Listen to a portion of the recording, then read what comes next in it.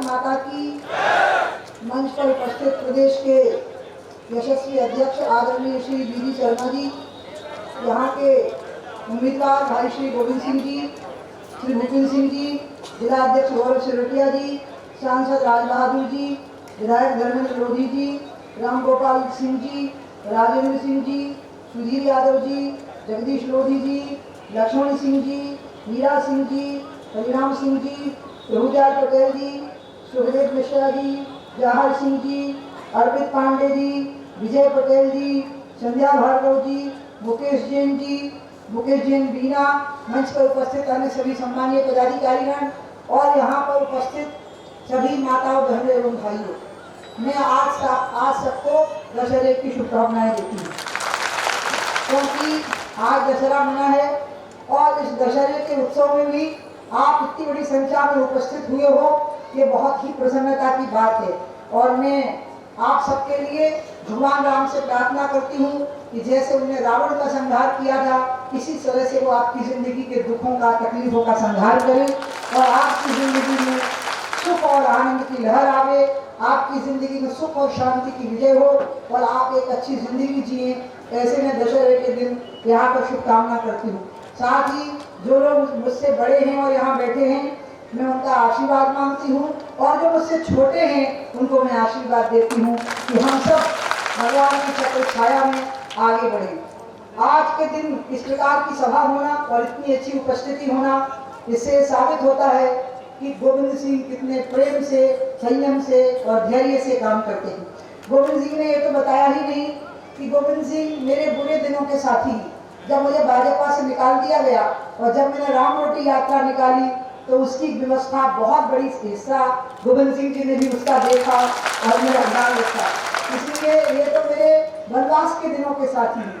और चूंकि मैं भारतीय जनता पार्टी में थी और उनकी इच्छा थी कि मैं नहीं आती तो वो चुनाव जीत गए होते, लेकिन भारतीय जनता पार्टी में थी, धोखाधड़ी मेरे स्वभाव में नहीं है, झूठ कपट मेरे स्वभाव में नहीं है और इसलिए मैं भाजपा में थी तो मैं भाजपा का ही साथ दे सकती थी, जबकि मैं मन से गोविंद सिंह जी के प्रति बहुत स्नेह की भावना रखती थी और अच्छी भावना रखती थी। और इसलिए जब गोविंद सिंह जी भारतीय जनता पार्टी में आए तो मुझे बहुत अच्छा लगा।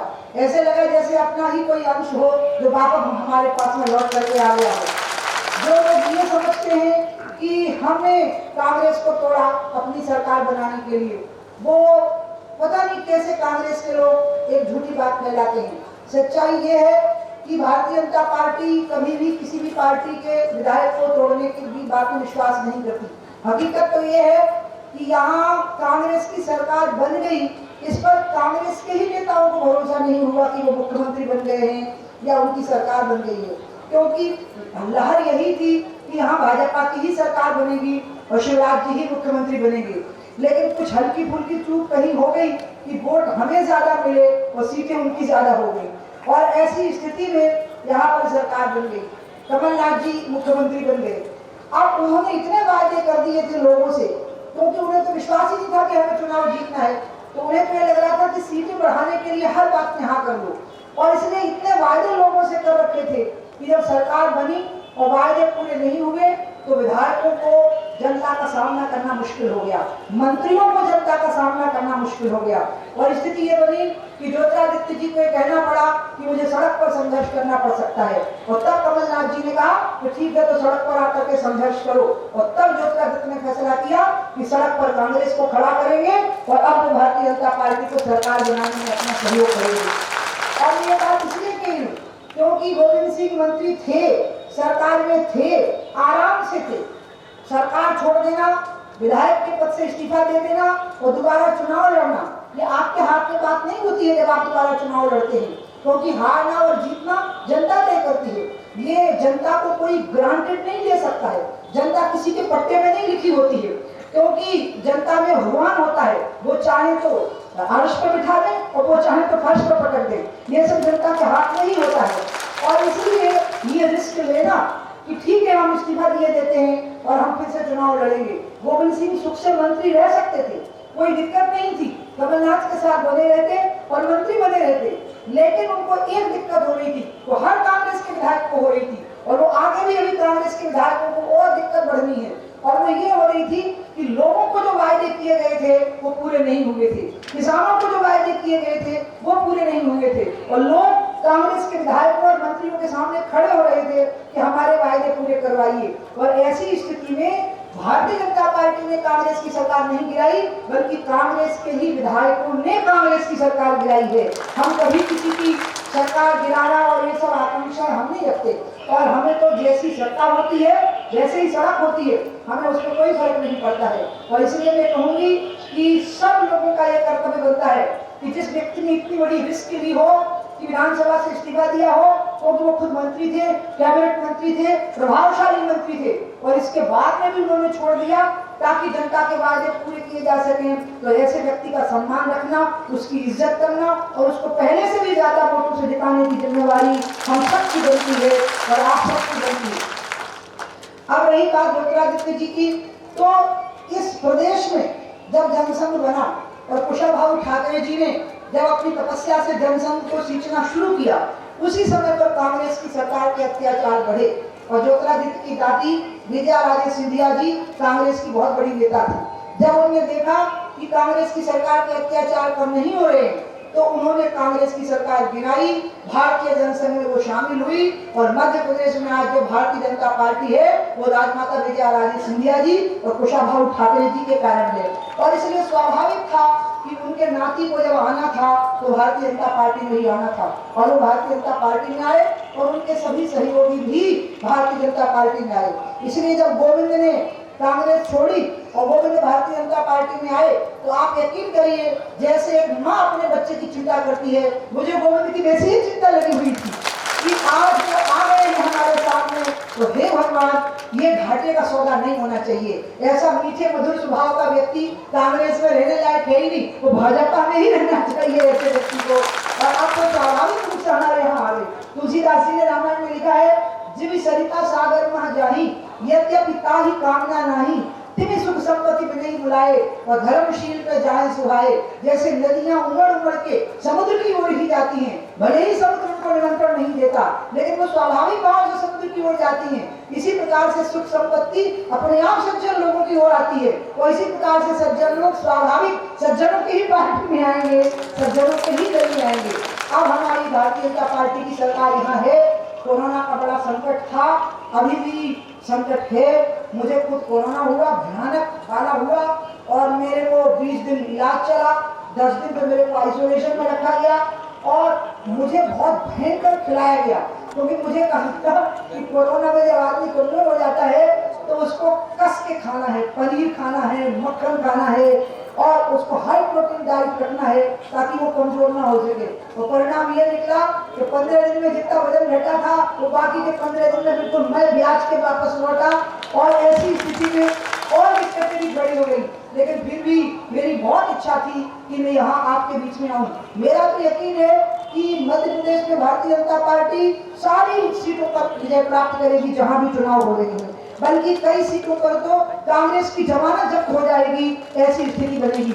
और आप देखिएगा अब देश के हालत ऐसे बनने वाले हैं, और मध्य प्रदेश के भी हालत ऐसे बनने वाले हैं कि अब 15-20 साल तक यहाँ भाजपा की ही सरकार बनती रहेगी, और देश में भी 15-20-30 साल तक भाजपा की ही सरकार बनती रहेगी।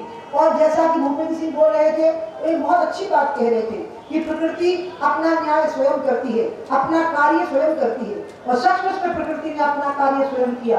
आपने कभी सोचा था कि नरेंद्र मोदी के नेतृत्व में चुनाव होगा और हमारी क्लियर मेजॉरिटी से सरकार बनेगी, फिर दोबारा चुनाव होगा तो पहले से भी ज्यादा वोटों से सरकार बनेगी, और जो लोग चुनाव जीते हैं जब उनसे पूछते थे हम कि कितनों से जीते, तो उन्हें बताने में संकोच होता था, क्योंकि जो सोच रहे थे कि 50,000 से जीतेंगे वे 5 लाख से जीत गए, जो सोच रहे थे कि 30,000 से जीतेंगे वे 3 लाख से जीत गए, क्योंकि पूरे देश में एक हवा चली मोदी की, और ऐसी हवा चली कि पूरे देश की जनता सिमट करके मोदी की तरफ हो गई। कहाँ के राहुल, कहाँ की उनकी बहन राहुल मतलब गांधी, और कहाँ की उनकी अम्मा, और कहाँ के मुलायम, कहाँ के अखिलेश, कहाँ के ममता बनर्जी। एक और हवा 2024 में चलेगी, और जैसे समुद्र का तूफान सारी चीजों को समेट करके ले जाता है, आप देखिएगा सबको समेट करके ले जाएगा। क्योंकि अब भारत माता प्रतीक्षा कर रही है कि वो दुनिया का नंबर 1 का देश बने। भारत माता की दुनिया में जय जयकार हो। मैं चीन पे नहीं बोल सकती क्योंकि वो विदेशी मंत्रालय का विषय है, मैं पाकिस्तान का भी नहीं बोल सकती क्योंकि विदेश मंत्रालय का विषय है, लेकिन एक विषय राष्ट्र का है। और मैं बोल सकती हूँ, मैं ये कह सकती हूँ कि मोदी के हाथ में देश सुरक्षित है, मोदी के हाथ में देश की जनता सुरक्षित है, मोदी के हाथ में देश की सीमाएं सुरक्षित है। सीमाओं के उस पार से भी देश को खतरा नहीं है और सीमाओं के अंदर भी देश को खतरा नहीं है। गरीब आदमी के पेट में 2 टाइम की रोटी पहुंचे और उसको इज्जत के साथ में जीने का अधिकार मिले, इसकी पूरी व्यवस्था आत्मनिर्भर भारत के अभियान के नाम से मोदी जी की सरकार ने की हुई है। और शिवराज जी ने जिस प्रकार से जब इन्हें सरकार बनाई उस समय हालत बहुत खराब थी भारतीय जनता पार्टी की। आपको बताऊं, पार्टी कार्यालय में 2 टुट्टू गाड़ियां थी और उनमें भी डीजल और पेट्रोल डलवाने के पैसे नहीं थी। उस समय पर मैं मध्य प्रदेश की नेता बना दी गई और जब मैं मध्य प्रदेश के पार्टी कार्यालय में पहुंची और मैं केंद्र में मंत्री थी, 6 साल मंत्री रह चुकी थी, तो मैंने सोचा हे भगवान, अब मुझे यहाँ सरकार बनानी है। और एक बस में मैं बैठी और धचके खाते हुए 1 साल पूरे प्रदेश में घूमती रही। और उस समय पे हमारे भारतीय जनता पार्टी के कार्यकर्ताओं ने ऐसा पसीना बहाया और हमने ऐसी धूला खाई कि दिग्विजय सिंह जी की सरकार गायब भी हो गई। ऐसी स्थिति यहाँ पर बन गई। नहीं तो वो समझते थे कि मैं बहुत स्मार्ट हूँ, इंजीनियर हूँ, विदेश में पढ़ा लिखा हूँ, ये कहाँ एक लोधी की मोड़ी, गाँव के किसान की लड़की, ये मेरा क्या था तो मुकाबला करेगी। उनकी समझ में ये नहीं आ रहा था कि मैं उनका मुकाबला नहीं कर रही थी, बल्कि मध्य प्रदेश की जनता उनका मुकाबला कर रही थी। और वो बहुत हो गई। उस समय बड़ी तपस्या से ये सरकार बनी थी, ये बहुत कठिनाइयों से सरकार बनी थी। ये बिस्लरी की बोतलें पीने को नहीं मिलती थी, अच्छी गाड़ियां बैठने को नहीं मिलती थी, होटलों में रुकने को नहीं मिलता था। कार्यकर्ता ढाबों पे खाना खाते थे, कार्यकर्ताओं के घर में रुकते, नल का पानी पीते थे और बढ़िया रोटी और आलू की सब्जी खाने को मिलती है। ऐसी तपस्या से ये सरकार बनी। और इसलिए जब मैंने तिरंगे के लिए सरकार छोड़ी, मैं सरकार से निकाली नहीं गई हूँ, मुझे कोई भाई का लाल नहीं निकाल सकता था सरकार से। किसी ने कहा नहीं किया था तो मैं सरकार से निकाल पाता। मैंने खुद तिरंगे की शान के लिए मुख्यमंत्री की कुर्सी छोड़ी तो मुझे ये लग रहा था कि इतनी तपस्या से बनी हुई सरकार कौन चलाएगा। और अंत में आज मैं घोषणा कर सकती हूँ, वो आज मेरे साथ नहीं है, कि जितनी तपस्या से मैंने सरकार बनाई, शिवराज जी ने 13 साल उतनी ही तपस्या से वो सरकार चलाई। और जैसी सरकार चलाई शायद उतनी अच्छी मैं भी न चला पाती, क्योंकि मेरे स्वभाव में संयम और धैर्य नहीं है। मेरे अंदर बर्दाश्त करने की क्षमता कम है, मैं बर्दाश्त नहीं कर पाती हूँ, मैं सहन नहीं कर पाती हूँ और इसलिए मैं तड़ाक से दंड देने की आदत है। लेकिन मैंने शिवराज जी में देखा कि उनमें संयम और धैर्य है और ये उनका बहुत बड़ा गुण है और इसी कारण से वो 13 साल तक सरकार चलाए। और जब वो दोबारा मुख्यमंत्री बने तो मुझे खुद बहुत रिलीफ हुआ, मैंने शांति की सांस ली कि एक बार फिर से राज्य की व्यवस्था पटरी पे आ जाएगी। क्योंकि कमलनाथ जी तो सरकार चला ही नहीं रहे थे, कमलनाथ जी के पीछे रिमोट कंट्रोल से मिस्टर घंटाधार सिंह ही खड़े हुए थे और वही सरकार चलाने की कोशिश कर रहे थे और इसके कारण प्रदेश की हालत खराब थी और दिन निकलते तो प्रदेश की और हालत खराब हो जाती। और मैं आपको बता रही हूँ, अगर कमलनाथ जी ने इस्तीफा न दिया होता और अगर फ्लोर टेस्टिंग हुई होती तो 20 से 30 विधायक और थे जो विधानसभा के अंदर ही कांग्रेस में से काला बदल करके भारतीय जनता पार्टी की तरफ आ गए होते। और इसी कारण से वो स्थिति बनी कि उन्होंने अंतिम इस्तीफा दे दिया कि उन्होंने बहुत अच्छा काम किया, नहीं तो कांग्रेस के लिए बहुत शर्मिंदगी की स्थिति बनने वाली थी। और ये बहुत अच्छा रहा कि शांति के साथ यहाँ पे सरकार बन गई। अब आप बिल्कुल शांति के साथ इस चुनाव को कराओ। यहाँ पर सरकार का ही विधायक होना चाहिए ताकि विकास की जो प्रक्रिया की कड़ी 1.5 साल पहले छूट गई, उस अब 2 साल होने को आने की स्थिति आ गई, उस कड़ी को दोबारा शुरू किया जा सके, ये बहुत जरूरी है।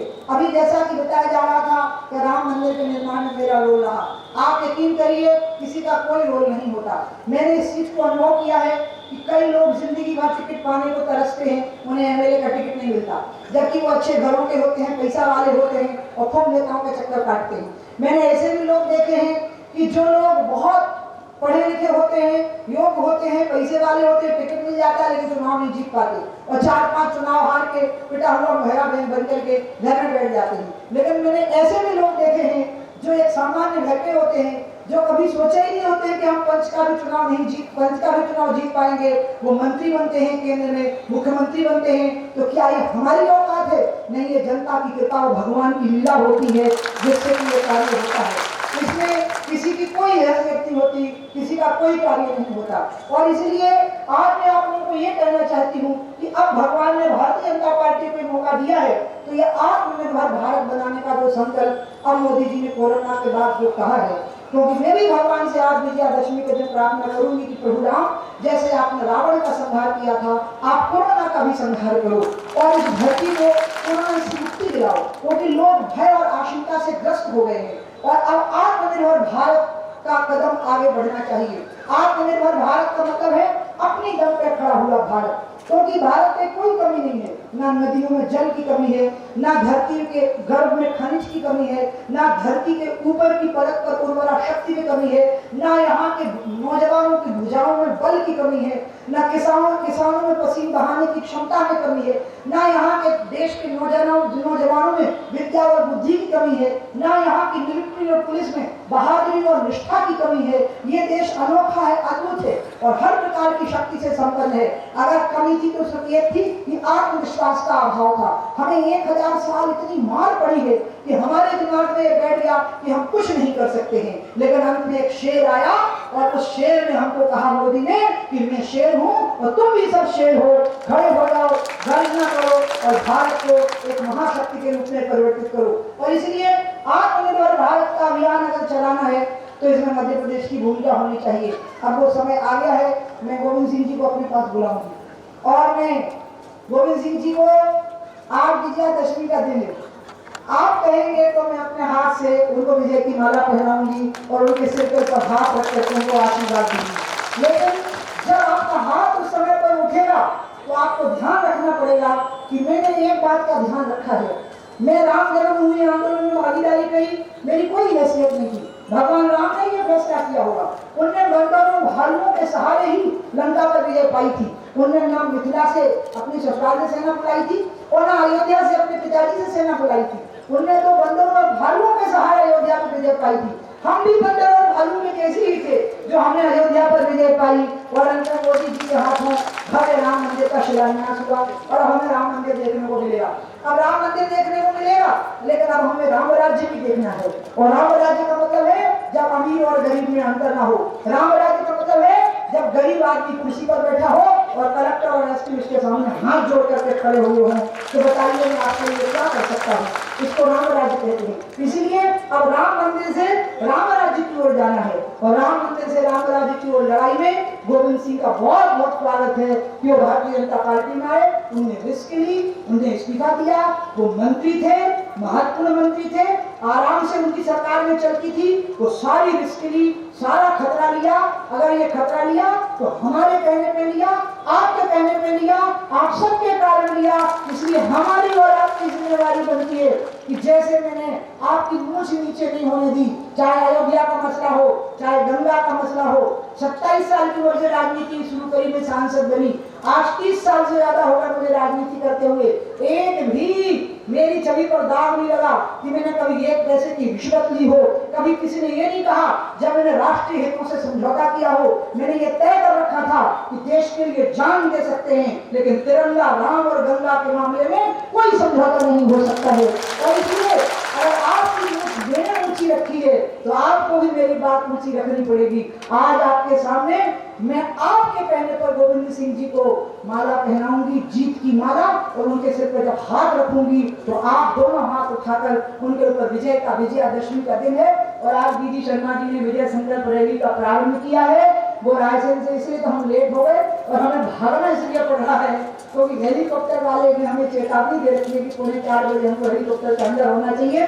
माला दीजिए। अब मैं ऐसे तो नहीं पहनाऊंगी। पहले आप बताइए क्या मैं अपने भैया को, लाडले भैया को, मेरा छोटा भैया, आप बताइए क्या मैं इसको विजय की माला पहनाऊं? नहीं, दिल से बोलिए, क्या मैं इसको विजय की माला पहनाऊं? क्या आप मेरी बात का मान रखेंगे? आपके हर बूथ से मेरे लाडले भाई की जीत होगी। शिवराज सिंह जी एक मजबूत मुख्यमंत्री बने, इसमें आप सहयोग करेंगे? आप मोदी जी के साथ ऐसा बटन दबा करके चिट्ठी भेजेंगे?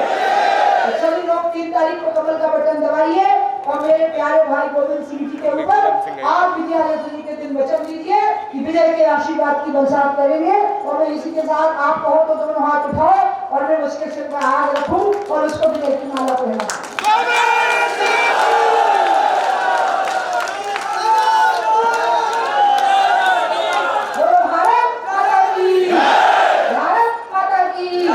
भारत माता की